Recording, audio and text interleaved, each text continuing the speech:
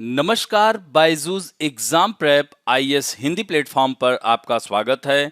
आज हम लोग 25 जनवरी 2022 के दैनिक क्विज की चर्चा करेंगे, जो कि आपके आगामी संघ लोक सेवा आयोग के प्रारंभिक परीक्षा के दृष्टिकोण से लाभदायक सिद्ध हो सकता है। तो आइए बात करते हैं पहले प्रश्न की। स्टार प्रचारकों के संबंध में दिए गए कथनों में से कौन सा से सही है? यह ऐसा कोई कानून नहीं है जो किसी स्टार प्रचारक को परिभाषित या विनियमित करता हो कि किसे स्टार प्रचारक बनाया जाए और किसे नहीं। तो यह कथन सत्य है। इसी तरह से दूसरा कथन है, चुनाव आयोग स्टार प्रचारकों द्वारा चुनाव प्रचार को विनियमित करने हेतु आदर्श आचार संहिता के तहत दिशा निर्देश जारी करता है। यह कथन एकदम सत्य है। याद हो तो पिछले वर्ष मध्य प्रदेश के पूर्व मुख्यमंत्री कमलनाथ की स्टार प्रचारक की जो भूमिका थी उसे रद्द कर दिया था चुनाव आयोग ने, क्योंकि वह बार बार आदर्श आचार संहिता का उल्लंघन कर रहे थे। उन्हें नोटिस भी दिया गया था। और तीसरा है, चुनाव आयोग किसी स्टार प्रचारक को उनके निर्वाचन क्षेत्रों को निर्दिष्ट करते हुए नामित करता। यह कथन असत्य है। चौथा, एक मान्यता प्राप्त राजनीतिक दल में 40 स्टार प्रचारक और एक गैर मान्यता प्राप्त पंजीकृत राजनीतिक दल में 20 स्टार प्रचारक हो सकते हैं। यह भी कथन असत्य हो जाता है। हालांकि पहले यही था, लेकिन महामारी के दौरान चुनाव आयोग ने इसमें परिवर्तन किया है और 40 स्टार प्रचारक की जगह अब इसे 30 कर दिया है। और वहीं गैर मान्यता प्राप्त पंजीकृत राजनीतिक दल को में से स्टार प्रचारकों में 20 में से अब 15 कर दिया है घटा के। तो अतः 3 और 4 गलत है। आंसर डी होगा 1 और 2। तो इससे संबंधित द हिंदू में खबर आई हुई है, कांग्रेस के स्टार प्रचारकों की सूची में G20 जो टीम के नाराज नेताओं के 2 सदस्य गुलाम नबी आजाद और राज बब्बर को शामिल किया गया है। यहाँ इस खबर लेने का प्रमुख मोटो यही था कि स्टार प्रचारक कौन होते हैं। तो किसी चुनाव में स्टार प्रचारक वे व्यक्ति होते हैं जिन्हें राजनीतिक दलों द्वारा कुछ निश्चित निर्वाचन क्षेत्रों में प्रचार करने के लिए मनोनीत, यानी किसके द्वारा? राजनीतिक दलों के द्वारा, ना कि चुनाव आयोग के द्वारा। हालांकि कानून अथवा भारतीय निर्वाचन आयोग के द्वारा स्टार प्रचारक की कोई विशेष परिभाषा नहीं दी गई है, न इसे विनियमित किया गया है। इससे लाभ क्या होता है? तो स्टार प्रचारकों द्वारा चुनाव प्रचार पर किए गए खर्च को उम्मीदवार के चुनाव खर्च में नहीं जोड़ा जाता है। हालांकि यह छूट केवल तभी प्राप्त होती है जब कोई स्टार प्रचारक स्वयं को अपने राजनीतिक दल के लिए सामान्य प्रचार करने तक सीमित रखता है। और स्टार प्रचारकों के लिए मानदंड, तो निर्वाचन आयोग द्वारा महामारी के दौरान चुनाव में स्टार प्रचारकों के लिए निर्धारित मानदंडों में संशोधन किया है। तो इसमें क्या कर दिया है? देखिए, राष्ट्रीय और राज्य स्तरीय दलों के स्टार प्रचारकों की अधिकतम संख्या 40 से घटाकर 30 कर दी गई है और गैर मान्यता प्राप्त पंजीकृत दलों के लिए स्टार प्रचारकों की अधिकतम संख्या को 20 से घटाकर 15 कर दिया गया है। इसके अलावा स्टार प्रचारकों को चुनाव प्रचार से 48 घंटे पहले जिला निर्वाचन अधिकारी से अनुमति लेनी होती है। अब बढ़ते हैं दूसरे प्रश्न की ओर, इंस्पायर पुरस्कार मानक। तो इंस्पायर पुरस्कार मानक के संबंध में निम्नलिखित कथनों पर विचार कीजिए। इस योजना का क्रियान्वयन विज्ञान एवं प्रौद्योगिकी विभाग यानी department of science and technology द्वारा राष्ट्रीय नव प्रवर्तन प्रतिष्ठान जिसे नेशनल इनोवेशन फाउंडेशन के साथ मिलकर किया जा रहा है। इसमें सरकारी और निजी स्कूलों में पढ़ रहे कक्षा 6 से 10 के छात्र शामिल हैं, जो 10 से 15 आयु वर्ग के हैं। इसमें चयनित छात्रों को प्रत्यक्ष लाभ अंतरण योजना के माध्यम से बैंक खातों में 10,000 रुपए यानी डायरेक्ट ट्रांसफर किया जाता है, धनराशि जमा की जाती है। तो इन दिए गए कथनों में से कौन से गलत हैं? यहां पर आपको गलत बताना है। तो यह तीनों कथन सही हैं इस पुरस्कार के संबंध में, अतः उत्तर होगा इनमें से कोई भी नहीं। तो पीआईबी में आई हुई खबर है, राष्ट्रीय बालिका दिवस के अवसर पर केंद्रीय मंत्री डॉक्टर जितेंद्र सिंह ने देश में उपलब्धियां हासिल करने और स्टार्टअप शुरू करने वाली उन लड़कियों के साथ बातचीत की जिन्होंने विज्ञान, प्रौद्योगिकी एवं नवाचार के क्षेत्र में उत्कृष्ट प्रदर्शन किया है। तो यहाँ पर आप देख सकते हैं MANAK मानक का full form millions mind augmenting national aspiration and knowledge. इसी तरह से इंस्पायर के लिए है innovation in science pursuit for inspire research. तो यह पुरस्कार कार्यक्रम का लक्ष्य है विशेष रूप से कक्षा 6 से 10 के स्कूली छात्रों के बीच रचनात्मकता और अभिनव विचार की संस्कृति को बढ़ावा देने के लिए 1 मिलियन मौलिक विचारों नवाचारों का सृजन करता है। तो यह महत्वपूर्ण था। अब बढ़ते हैं, तीसरा प्रश्न है समाचारों में देखे जाने वाले मिन्स्क समझौते के तहत किन देशों के बीच हस्ताक्षर किए गए? रूस और संयुक्त राज्य अमेरिका, यह नहीं होगा। दूसरा है रूस और बेलारूस, ये भी नहीं होगा। रूस और क्रीमिया, ये भी नहीं होगा। रूस और यूक्रेन के बीच है। तो संयुक्त राज्य अमेरिका ने रूस को यूक्रेन पर आक्रमण न करने की चेतावनी दी और दोनों देशों से पूर्वी यूक्रेन में रूसी वार्ताकारों और द्वारा अलगाववादी युद्ध को समाप्त करने के लिए डिजाइन किए गए 2014 और 2015 में मिन्स्क में हस्ताक्षरित समझौतों पर लौटने का आग्रह किया। तो मिन्स्क 1 जिसे 2014 में लॉन्च किया गया था, इसमें रूसी और रूसी समर्थित अलगाववादियों ने सितंबर 2014 में बेलारूस की राजधानी मिन्स्क में 12 सूत्रीय संघर्ष विराम समझौते पर सहमति व्यक्त की थी।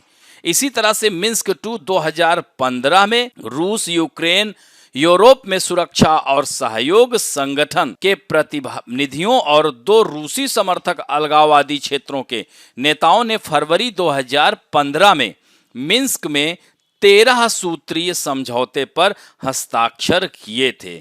उस समय फ्रांस, जर्मनी, रूस और यूक्रेन के नेता वहां एकत्र हुए थे और समझौते के लिए समर्थन की घोषणा जारी की गई थी। तो यह मिन्स्क समझौता। इससे संबंधित खबर है द हिंदू में, यूक्रेन सीमा पर तनाव के बीच नाटो ने पूर्वी यूरोप में भेजे जहाज और लड़ाकू। तो रूस ने सैनिकों के साथ साथ यूक्रेन से लगी अपनी सीमा पर टैंक, लड़ाकू वाहन, तोपखाने, मिसाइल भी तैनात कर दिए हैं। वहां पर 1 लाख सेना लगा दिया है। तो नाटो ने कहा है कि बाल्टिक सागर क्षेत्र में अपनी वह मौजूदगी बढ़ा रहा है। डेनमार्क बाल्टिक सागर में एक युद्धपोत भेज रहा है।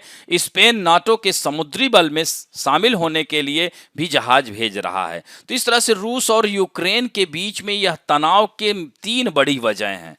तो यहां पर आप देख रहे हैं ना क्रीमिया। तो यह जो क्रीमिया है 2014 के पहले यूक्रेन का ही भाग हुआ करता था, जिसे 2014 में रूस ने यूक्रेन से अलग कर दिया और इस मुद्दे पर अमेरिका और पश्चिमी देश यूक्रेन के साथ खड़े हैं, जबकि वही रूस अलग थलग है।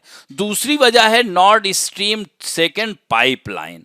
तो इससे जो है यूक्रेन को वित्तीय नुकसान उठाना पड़ सकता है, क्योंकि जर्मनी समेत यूरोप के अन्य देशों को सीधे तेल और गैस सप्लाई कर सकेगा कौन? रूस। और तीसरी सबसे बड़ी वजह है यूक्रेन के नाटो में शामिल होने की मंशा।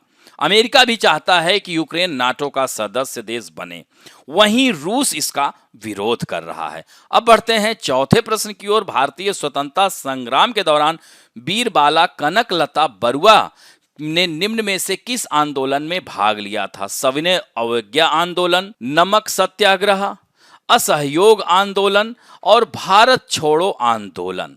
तो यहां पर आंसर डी होगा, क्योंकि ध्यान रखेंगे 1924 में ही इनका जन्म हुआ था। तो यह पीआईबी में आई हुई खबर है। तो प्रधानमंत्री ने वीडियो कॉन्फ्रेंसिंग के माध्यम से प्रधानमंत्री राष्ट्रीय बाल पुरस्कार के विजेताओं के साथ बातचीत की और इसमें उन्होंने ब्लॉकचेन टेक्नोलॉजी का उपयोग किया और 2022 और 21 के लिए प्रधानमंत्री राष्ट्रीय बाल पुरस्कार के विजेताओं को डिजिटल प्रमाण पत्र प्रदान किया।